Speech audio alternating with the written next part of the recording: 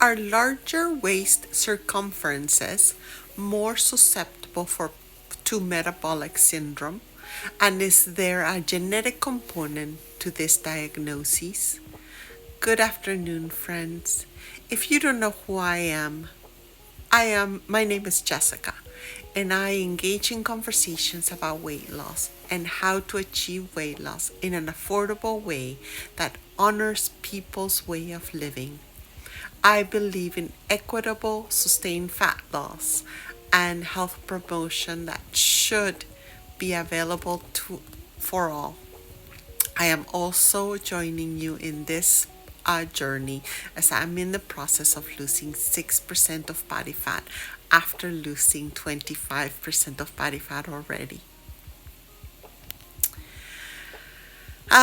Metabolic syndrome is a heterogeneous disorder with multiple components at play.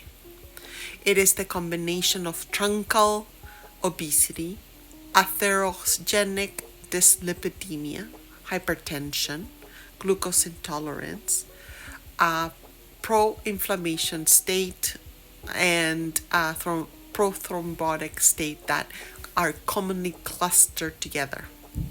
Conversely, waist circumference provides us a simple and practical anthropometric measure for assessing central adiposity, and an increased number of studies have reported strong association between waist circumference, visceral adipose tissue, and obesity-related health risks.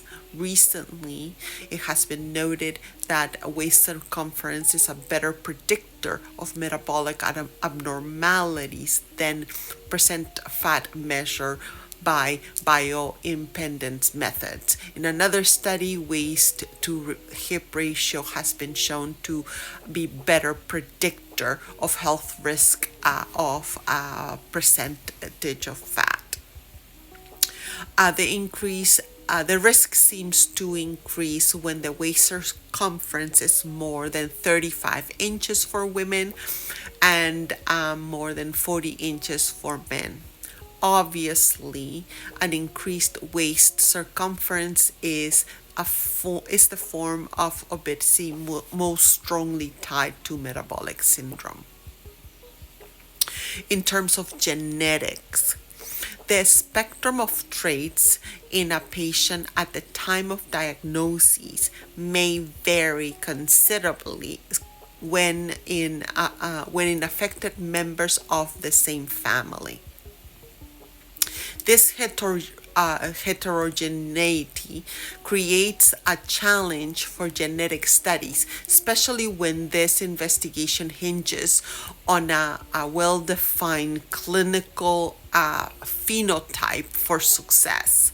As an example of this, I did some reading of some patients within the family having some of them had the genetic a genetic component that affects the leptin hormones levels, which is the ones to do with your hunger, and but not all the patients in the same family. It was a little too. It was actually really. It just really did not provide a very comprehensive explanation, because it was a little bit too convoluted. But one of the things that I did find that I thought it was very important that I wanted to discuss, that it was clear, is that metabolic syndrome is a combination of hereditary cardiometabolic abnormalities that tend to cluster together and significantly increase the risk of cardiovascular events. The second thing is that only a few genes with large effects have been discovered that can explain the association of diverse traits in this syndrome.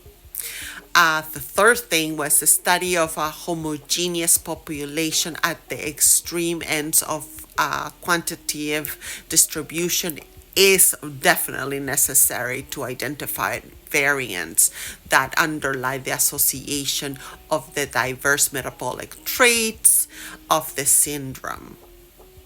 And the last one is that the elucidating the genetics of metabolic syndrome can really lead to pharmacological therapies that improve all the metabolic profiles in patients with this syndrome.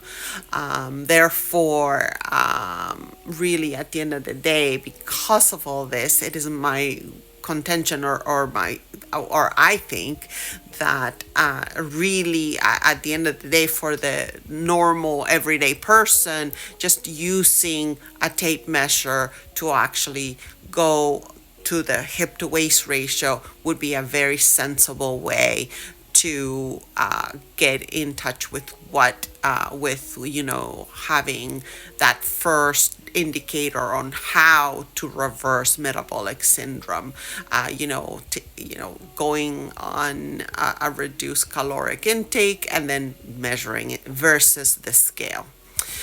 I did want to point out that I will be off between October 5th and October 9th to celebrate my 50th birthday and Thanksgiving. And I'll be back on Wednesday, October 11th, with brand new topics.